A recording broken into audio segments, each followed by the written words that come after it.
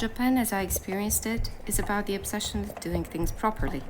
It is about order, discipline, amazing infrastructure, pragmatism, and the delicate elegance, and all in one. A lot goes into this mix of Japanese success, so I tried to understand the social fiber as much as it was permitted to me. Just like any tourist, I was limited by the language barrier as much as by a very partial understanding of the values that the Japanese modern society draws from the Bushido Code. The way of the warrior dwells on 8 pillars that are, in reinterpretations to this day, virtues of a good citizen, and it goes very easily into the social fiber that I just mentioned.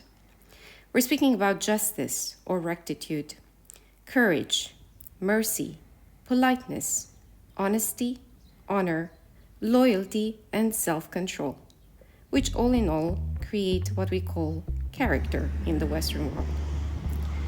Obviously, as the case of medication, there are side effects to respecting or obsessing over these virtues, which does happen sometimes, especially in the professional environments of the Japanese people. You may have heard about the long working hours that the Japanese put in order to advance their careers, or about the demographic decline and the aging of the Japanese population. All of this can be observed still, and quite easily, as can be seen that the Japanese spend more time with their families, yes, and they don't all leave the office at 11 p.m. I obviously didn't set out to find the negative aspects of how these people live, but if anyone is inclined to find these negative aspects, they will certainly find them. Beauty is in the eye of the beholder, and in this life, we decided that we want to have beautiful eyes. I don't believe I found a place in Tokyo to disappoint me. On the contrary, it was hard to identify a single corner forgotten by the authorities and left in decay. Everywhere I turned, I found manicured places, and I can intuitively understand why. With a population of 37 million inhabitants, including of course the metropolitan area, Tokyo needs to house, feed, and entertain the beating heart of the most successful economy in the region.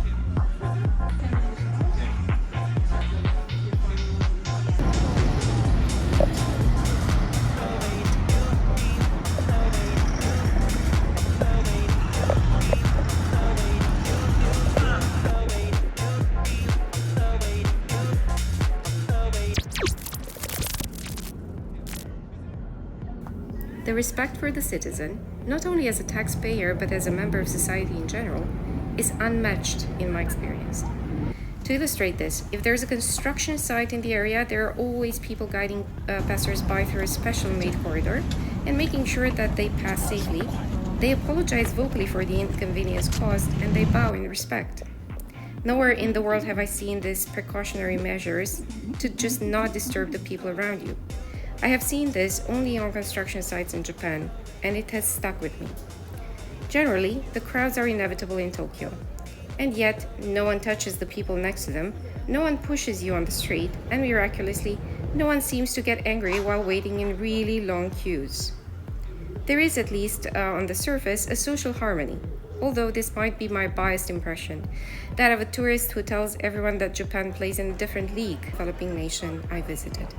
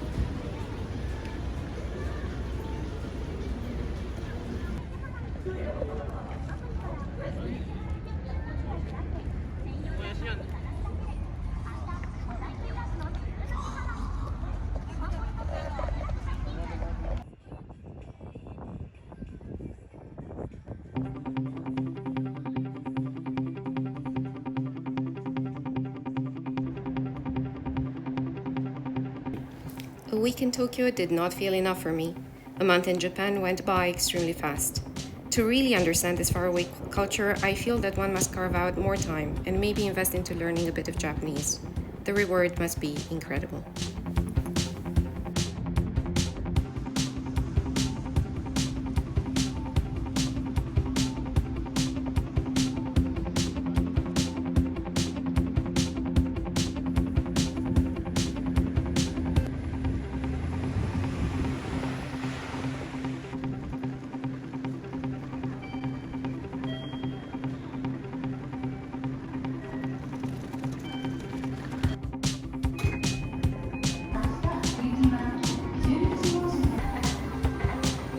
Ahorita